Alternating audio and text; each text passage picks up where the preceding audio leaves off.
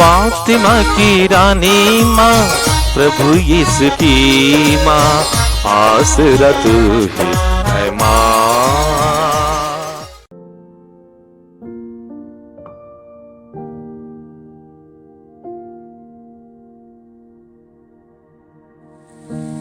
पहला पाठ मकाबियों का दूसरा ग्रंथ, अध्याय 7, पद संख्याएं 1, 20 से 31 तक। 7 भाई अपने माता के साथ गिरफ्तार हो गए थे।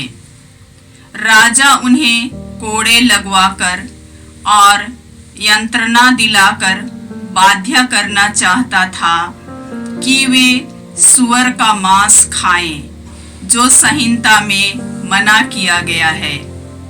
उनकी माता विशेष रूप से प्रशंसनीय तथा प्रतः स्मरणीय है।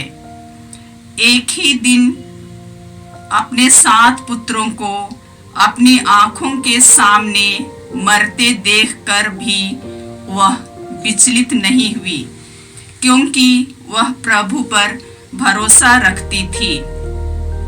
वह अपने पूर्वजों की भाषा में हर एक का साहस बंधाती रही।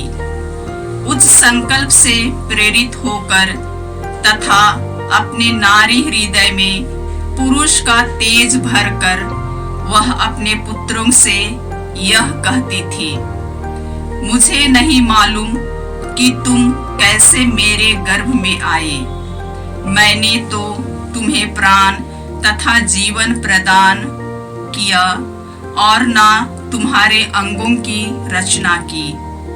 संसार का सृष्टिकर्ता मनुष्य को जन्म प्रदान करता और सब कुछ उत्पन्न करता है। वह दया कर तुम्हें अवश्य ही फिर प्राण तथा जीवन प्रदान करेगा, क्योंकि तुम उसकी विधियों की रक्षा करने के लिए अपने प्राण का तिरस्कार कर रहे हो।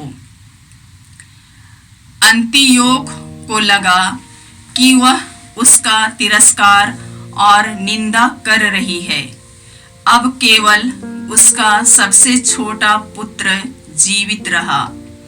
अंतियोख ने उससे समझाया ही नहीं, बल्कि शपथ खाकर आश्वासन भी दिया कि यदि तुम अपने पूर्वजों की रीति रिवाज का परित्याग करोगे तो मैं तुमको धन और सुख प्रदान करूंगा। तुम्हें अपना मित्र बनाकर उच्च पद पर नियुक्त करूंगा। जब नवयुवक ने उसकी बात पर ध्यान नहीं दिया तो अंतियोख ने माता को बुला भेजा और उससे अनुरोध किया कि वह नवयुवक को समझाए, जिससे वह जीवित रह सके।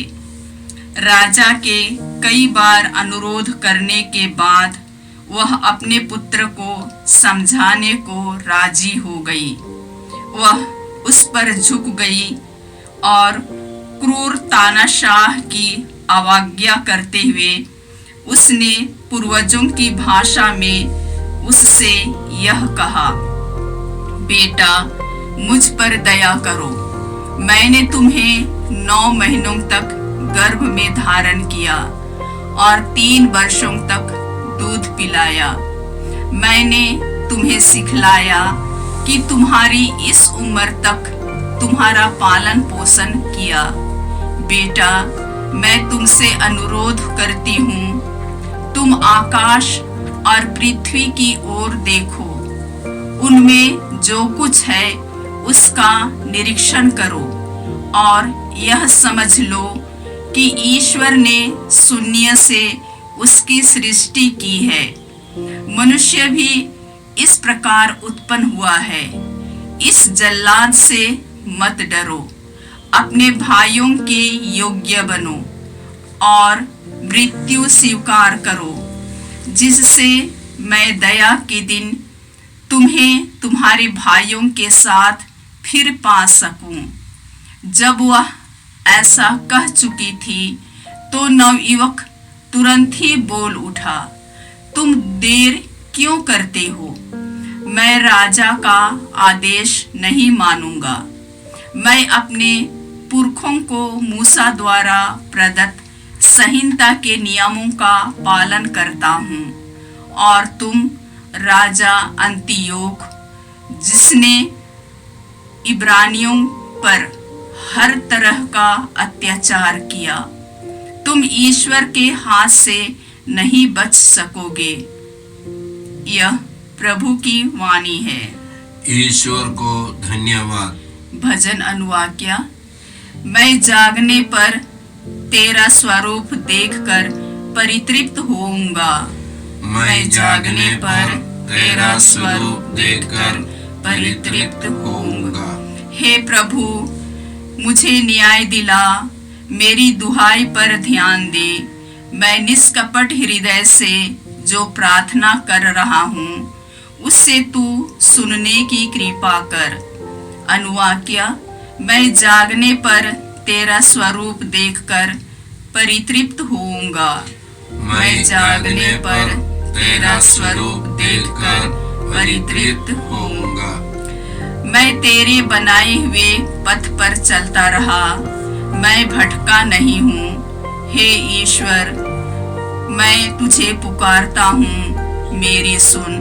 मुझ पर कृपा दृष्टि कर, मेरी प्रार्थना स्वीकार कर। अनुवाक्या। मैं जागने पर तेरा स्वरूप देखकर परितृप्त होऊंगा। मैं जागने पर तेरा स्वरूप देखकर परितृप्त होऊंगा।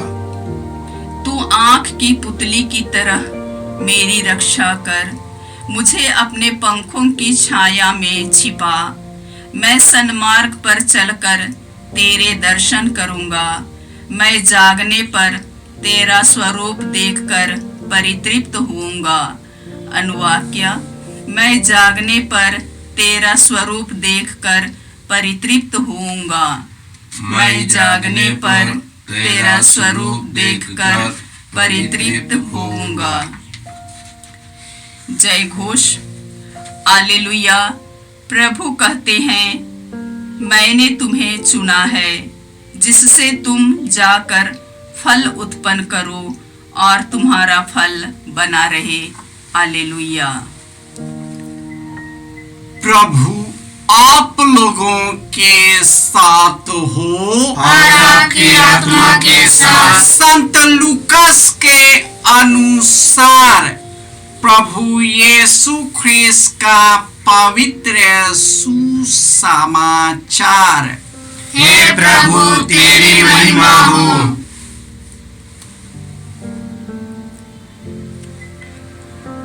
अध्याय 19 पद संख्याएं 11 से 28।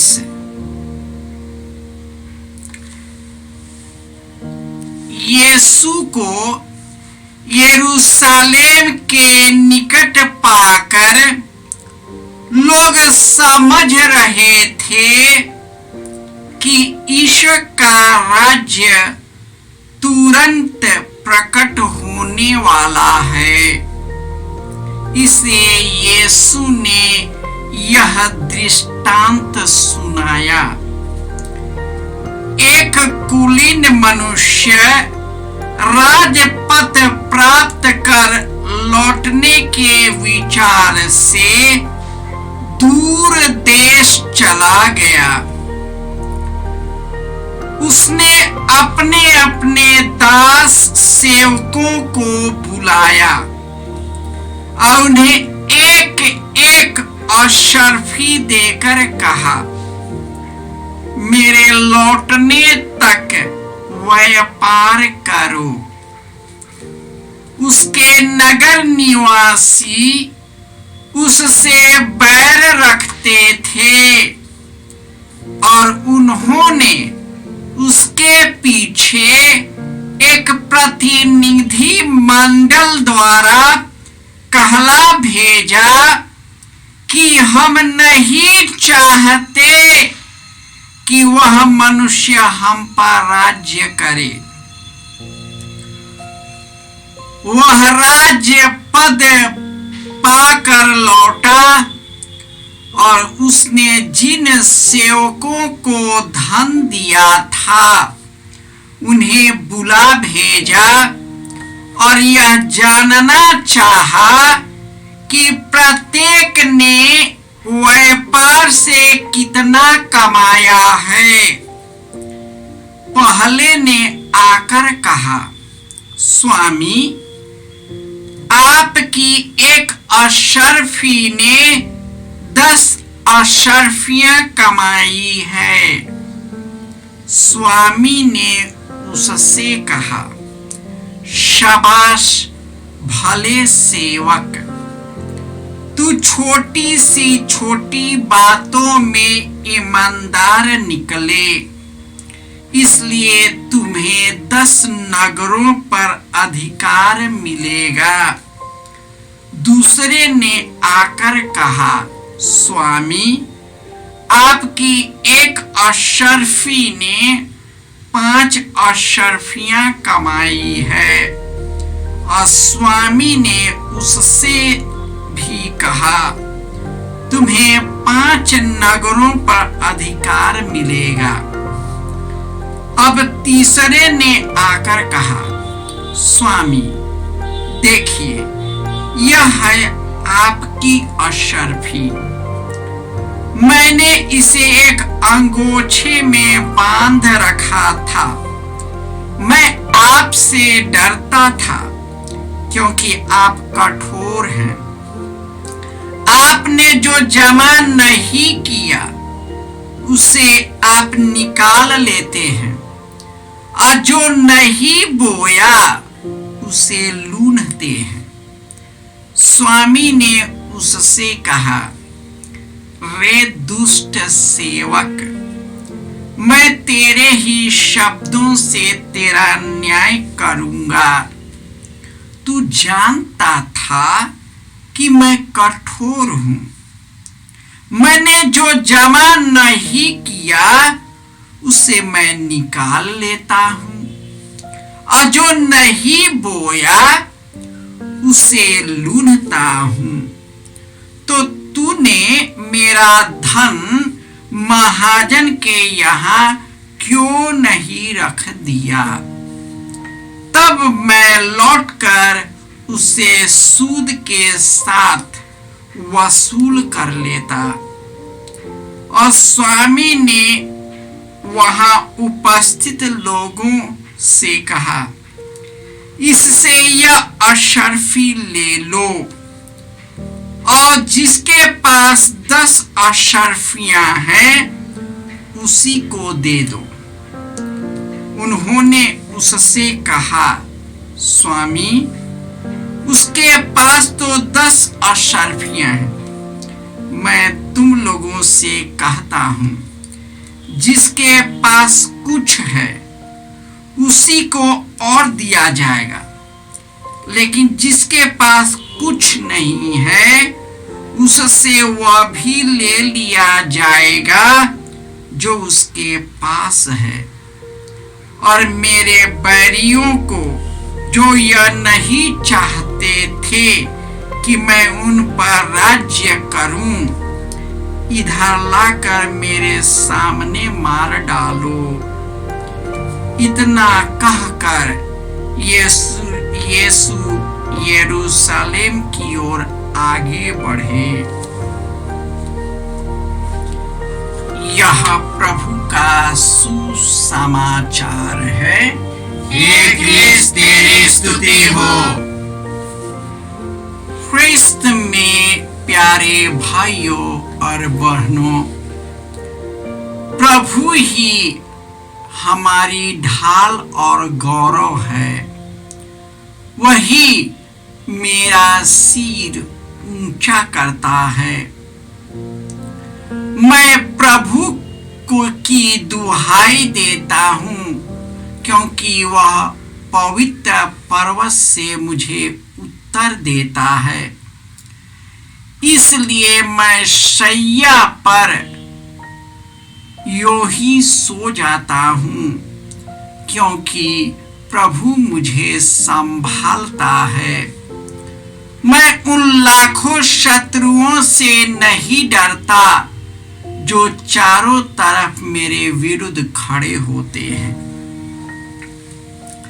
आज के पहले पाठ में राजा अंतियोख, जिसकी चर्चा हमने पिछली बार की है, वह बहुत ही कुकर्मी था। लेकिन 7 भाई अपने माता से गिरफ्तार किए गए और उसने संहिता के विरुद्ध वही करने के लिए कहा जो ईश्वर को प्रिय नहीं था। कहने का मतलब था कि ईश्वर के मार्ग से भटकाना, और ये ईश्वर को प्यार करते थे। वह जानते थे कि यह जीवन क्षण भंगुर है, अनंत जीवन के आगे यह जीवन कुछ नहीं है। वे 7 बच्चे और माता सभी राजा अंतियोख एंटीफेनस के द्वारा मारा गया, और वे सभी ईश्वर के नाम पर शहीद हुए। वे उन कुकर्मों को नहीं किया जो दुष्ट करने को लिए बाध्य किया था, और इस प्रकार वे अनंत जीवन के सहभागी हो गए। ईश्वर के राज्य में कौन प्रवेश करेगा? कौन उसके शिविर में रह पाएगा? वही जिसका आचरण निर्दोष है, जो सदा सत्कर्म करता है, जो हृदय से सत्य बोलता है, दूसरों की चुगली नहीं करता, अपने भाई को ठगता नहीं, अपने पड़ोसी की निंदा नहीं करता, विधर्मियों को तुच्छ समझता और प्रभु भक्तों का आदर करता है, जिसका हृदय शुद्ध है। प्रभु यीशु आज के सुसमाचार में जो ईश्वर के राज्य के नाम पर जो दृष्टांत सुनाया है, वह यही है कि ईश्वर द्वारा प्रदत्त वरदान जो हमें प्राप्त है, उसका सदुपयोग करना। ईश्वर ने हमारे लिए अपनी निर्धारित योजना बनाई है।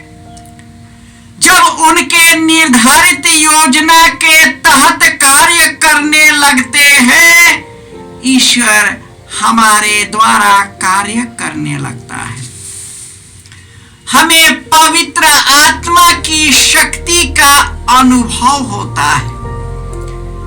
चाहे हम दुष्टों से घिर जाए, चाहे हमारा प्राण चला जाए, हम नहीं डरते, क्योंकि प्राण देने वाला ईश्वर जो न्यायी है, हमारे शरीर को महिमान्वित करेगा।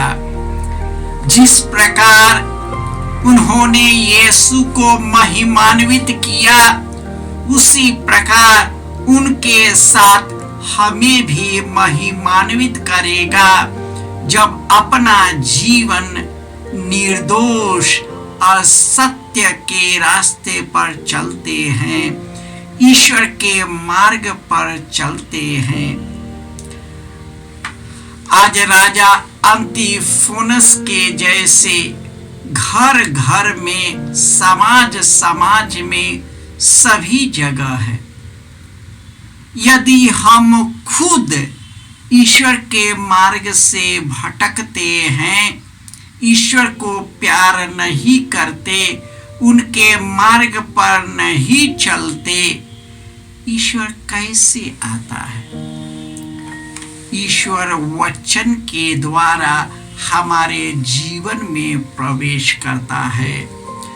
अपने शाश्वत वचन के द्वारा हमारे जीवन में प्रवेश करता है और हमारे अंदर के अंधकार को मिटाता है, सत्य के मार्ग पर ले चलता है और हम उसे जानते हैं। जब हम उनके साथ चलते हैं तो ईश्वर हमारे जीवन को अपने काबू में कर लेता है और प्रभु ने हमें इसलिए चुना है कि हम सभी फल उत्पन्न करें और हमारा फल सदा बना रहे।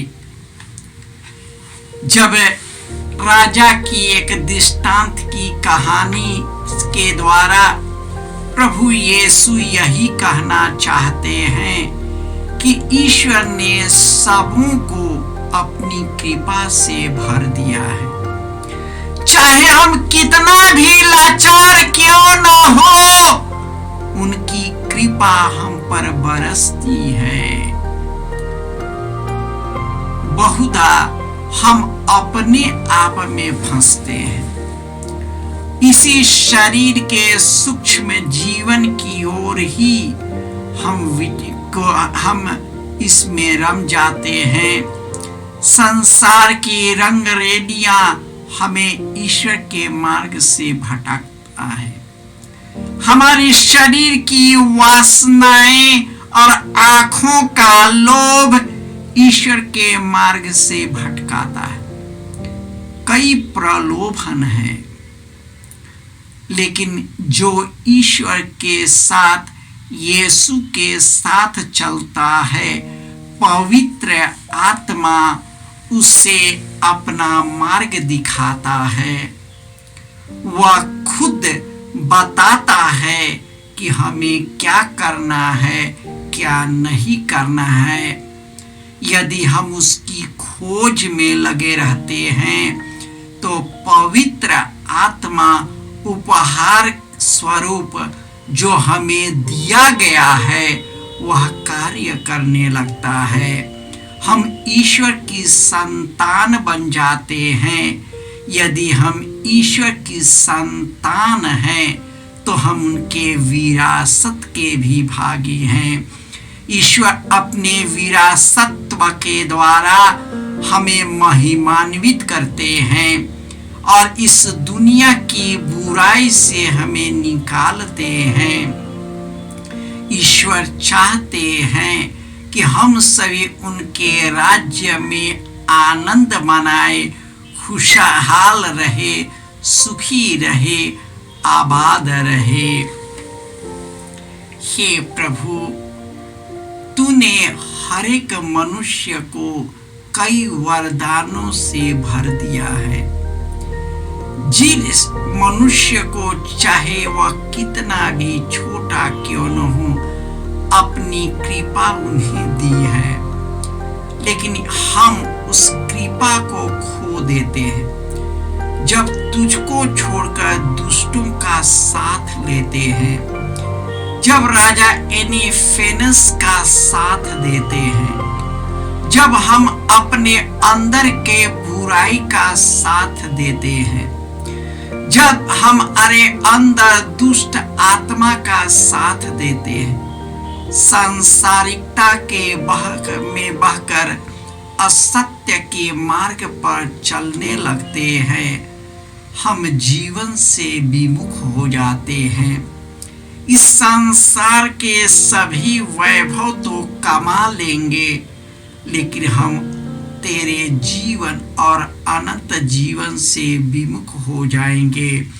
हम उन सबों पर दया नहीं कर पाते हैं जो दुखी है, दर्द है, परेशान और चिंतित है। हर एक मनुष्य अपने दर्द का मारा है। प्रभु, वह कैसे अपने भाई का दर्द सुनेगा जब तक वह अपने दर्द से नहीं निकलेगा।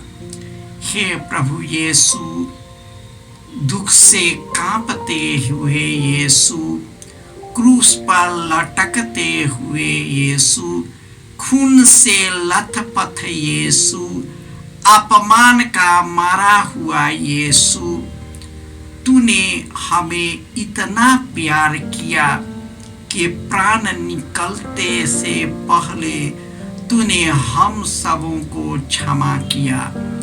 और हे प्रभु, हम तेरे जीवन, दुख भोग, मृत्यु और पुनरुत्थान के द्वारा तूने मुझे पवित्र किया और हर एक दुखों से सब दुखों से तूने निकाल दिया है। हे प्रभु यीशु, तू हमारे जीवन में प्रवेश कर जाओ और मेरा जीवन बदल जाएगा। हम नया बन जाएंगे और तेरे राज्य में हम अनंत सुख पाएंगे। जय यीशु। जय यीशु क्रिस्त में प्रिय भाई और बहनों, प्रभु यीशु ने हमें आदेश दिया है संसार के कोने कोने में जाकर सारी सृष्टि को सुसमाचार सुनाओ।